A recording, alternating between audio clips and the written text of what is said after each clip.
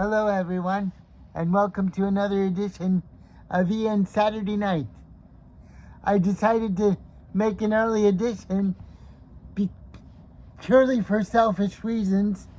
I'm wearing my Velvet Underground Andy Warhol shirt, as you can see, but I decided to say hello to everyone purely for selfish reasons because I have a doctor's appointment in the morning. And I'm a little anxious about it because they take my blood, they check my anemia, they might schedule me for a colonoscopy, and that always makes me nervous. But here I am. Last week I read my poetry, and I hope you liked it, and I'll get better and better the more I practice. I have a wide range of interests. I like to read, I paint portraits, and I write short stories and poetry. So I try to keep busy. I also teach school part-time, and they've been good experiences for the most part. The only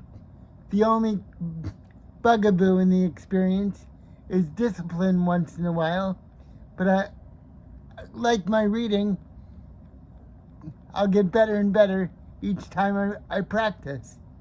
I enjoy giving back and I enjoy helping others. And that's also why I tell stories.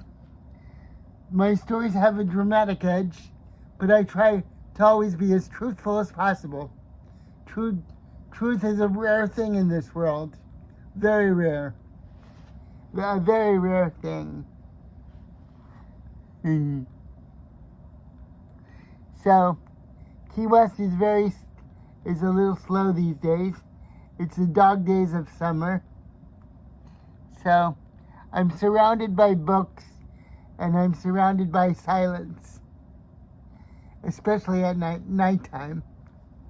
But my thoughts open up and fly around the room, very much like winged creatures. Some are more formed than others, but they're always creatures. And sometimes when I go to bed, I start dreaming and get ideas, but then when I wake up, they vanish in a puff of smoke. Or in a puff of purple smoke. I have a lot of book titles here. Mostly my titles are fantasy, a little bit fantasy literature or existential literature. I also like modernist novels, Albert Camus. I have some surrealist novels and some crime thrillers. I also like the supernatural. I have a book called The King in Yellow by Robert W. Chambers. It's a novel on the level of H.P. Lovecraft. He's a very interesting purple writer.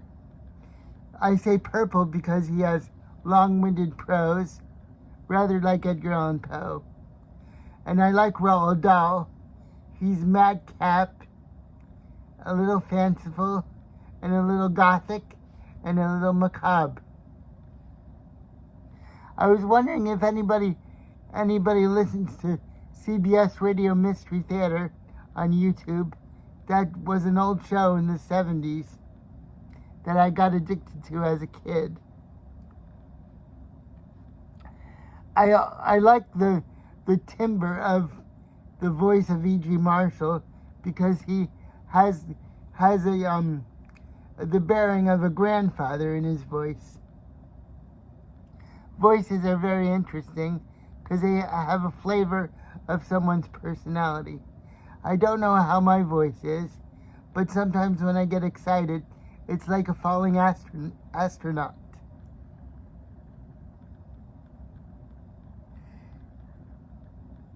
I want to give a thank you to my few subscribers in the hopes that they'll grow someday.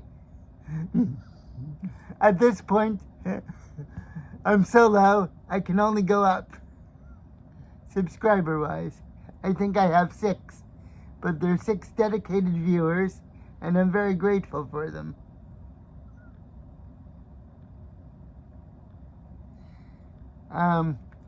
One book I have is a life story of Nico, who was a singer of Velvet Underground. That's a very interesting biography because she tells tall tales and she doesn't always tell the truth. I'm also very interested in aberrations. I'm fascinated by sociopaths and people that don't follow the rules. I don't know what that says about me, but there you have it. And my favorite book is by Patrick Suskind, a German writer, and the book is called Perfume. That's a wonderful book, and I encourage everyone, if they like strange gothic tales of suspense and something a little creepy on the level of Frankenstein, if they want to give it a try. Wonderful language in that book, Perfume by Patrick Suskind. It's a book about a man who's governed by the senses, and he gets driven crazy by the realm of his sense of smell. Very interesting book.